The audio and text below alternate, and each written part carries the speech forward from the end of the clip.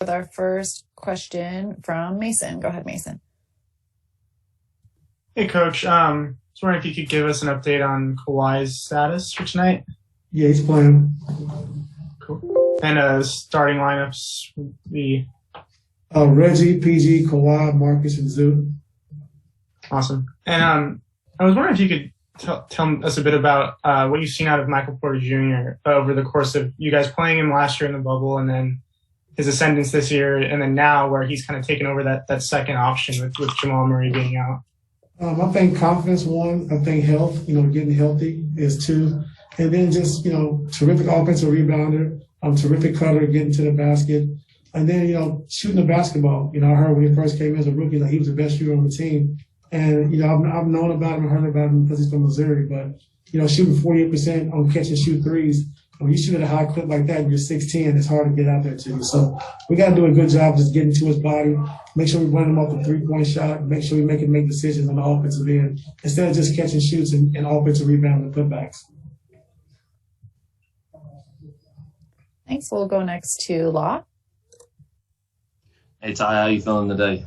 Good. How are you? I'm doing well, man. So last game in Phoenix, the issue with rebounding, you said that you really liked how the defense improved over the course of the game, but you didn't like how you didn't finish those possessions with rebounds. And even going back to the Denver game, you said down the stretch, you liked how the team got two shots, got into the paint, but you didn't like how they didn't finish. So was this game tonight really just a matter of just locking in and completing the process? Yeah. I mean, I think if you look over the course of our last 10 games, just having a defensive mindset to start the games. And, the last 10 games, we haven't been great in the first quarter. We can't ease into the games no matter who you're playing because it's too hard to fight back. When you fight back, it's a lot of times you don't have a lot of tank in the gas. So, a lot of gas in the tank. So we got to be better starting the games. We know Kawhi missed the last 9 to 10, but, we've been atrocious to start the game. So tonight we got to come in with a defensive mindset. Like I said, this team's been playing well, 8-1 in the last 9 games. So, we can't ease into this game at all. We got to come out with a defensive mindset and attack on the offensive end. Thanks. We'll go next to Miriam. Hey there, Ty. Hope you're doing well. After the loss of Phoenix, Paul George was especially upset after the game about a couple of turnovers that he had in the third quarter, and he said, that he thought that it cost you guys the game. Wondered if that's sort of like an example to you of sort of accountability that you need from your guys, and especially the stars like that, and that Paul realizes that's something that he's got to be better at, and sort of like the standard that he holds himself to. Well, that didn't lose the game, but it is good to see you guys, take credit when they think they don't play well. But it's just, like I said, it was the first quarter for me, giving them 39 points on our home floor, miscommunication on the defensive end, not getting back in transition, giving them 39 points is too much, So holding the 23, I think 24 and 23 the next 3 quarters was great. But, we can't start the game like that. So, starting the game like that, against a good team who's, number 1 in the West, it's hard to come back, when you dig holes like that. So that wasn't PG's fault because of the turnovers, but we like his aggressiveness, scoring the basketball, making guys better.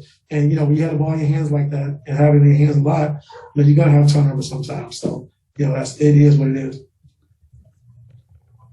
Thank you. We'll go next to Andrew. Hey, Ty, I hope you're doing well. When you guys play some of the best players in the league, you often talk about showing them different looks. And I know last year in the playoffs, sending a second defender Jokic's way really hurt this defense a lot. I'm just curious, like with Murray out, with a great shooter out, do you feel any more comfortable sometimes sending a second defender to pressure him? Or does that sort of feel like taking your defense's life in its own hands whenever you give a great shooter, a great passer like that, an open guy? Just read the game. To start, we're going to let Zoo play him head up, one-on-one in the post. And then if he gets going and Zoo gets in foul trouble, then, we'll look to double and mix it up a little bit. So to start the game, we're not going to double. We're going to make, Joker score with Zoo and let Zoo be physical with him to start and then just see what happens. Thank you. Next, we'll go to Tomer. Hey, Ty, good to see you. Is tonight's Denver game any different than the previous two? In terms of its importance, its weight? The last two we played them? Yeah. No, I thought the game was the second, third game of the season. I thought it was, on that home floor, it was a huge game for us just to see where we were at. Tonight, like I said, getting Kawhi back and, battling for that third spot, it is a big game for us. But it's not a must-win, do or die. But, we want to come out and play well. We want to win the game. But I wouldn't hang, all our chips on this one game. And then I'm sorry if you were asked earlier, but Pat and Serge, is there an update on them? I know you guys had practice yesterday. What's going on with them? Yeah, Serge, he's been on the floor playing a little 3-on-3 and 4-on-4 the last couple of days. The first couple of chances he had a chance to get on the floor, so that's good to see. And Pat, if he keeps progressing the way he is, we should be able to see him in the next couple of games, hopefully. So if he keeps progressing the way he has. All right, thanks, Ty. Next up, Farbad. Hey, Coach. This is just such a weird year in the standings. You guys win, 10 out of 12. It doesn't seem to matter. Nothing budges. You guys can end anywhere from the 1 to 4. Lakers could end anywhere from the 5 to the 7. And some of the guys, they say that they're watching the standings. Is it something you tell them to kind of avoid, or do you embrace it? How do you approach that as a coach in such a chaotic year? Do what you want to do. At the end of the day, the records speak for itself, and you got to play the game. So if they want to watch the standings, if they don't, it's up to them. I really don't have an opinion one way or another. Thanks. Next to Christina. Hey, Ty, everyone kind of makes a big deal about playoff Rondo, and we've seen what he's done in the postseason, but he's been very impactful in just the month that you guys have had him. What have you seen from him outside of the numbers, just from a leadership perspective? Just talking to the guys, talking to Kawhi, PG, and Marcus, Zoo, showing those guys film on the plane after the games of mistakes we made or things we need to do better or things we're doing good, and asking Kawhi and PG, where they want the ball delivered, on catch and shoot, and different situations, just being, a coach, on and off the floor. So it's just good to have him, having a leader out there and having a point guard that can get PG and Kawhi and Marcus and Zoo and Nico and those guys easy shots as well. Thanks. We have time for one more. Go ahead, Cam. Hey, Coach. Kind of unrelated to today's game, I want to ask you if you have any draft memories with the NFL draft just happened this weekend. What would be some of your draft biggest memories that you have of your draft? I was in New York with my agent at the time, Andy Miller, and you have a draft party and everybody back home and you don't get drafted, so you don't want to be that person. So I went to New York. My family had a draft party back in Mexico, and I was supposed to go, I think, 15, and that didn't happen, to Houston.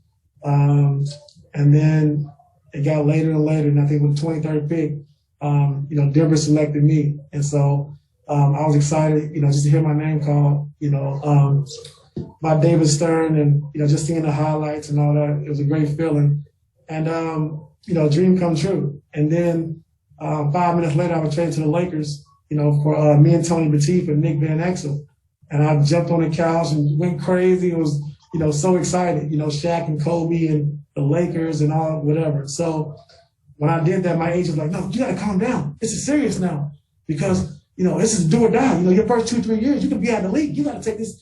And it just killed my whole night. I went from up here to scared and nervous and not knowing, what to expect. And he kind of blew my high on that one. So that's my draft memory.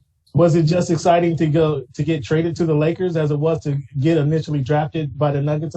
Well, I was excited, like I said, to get drafted, to hear my name called, and for David Stern to say Toronto with the 23rd pick. And then you go from, the Denver Nuggets to, Los Angeles Lakers with Kobe and Shaq and, Jerry West. And it was because that was my team. That's what I, rooted for. It's like a dream come true. To be traded and not even knowing, it was crazy.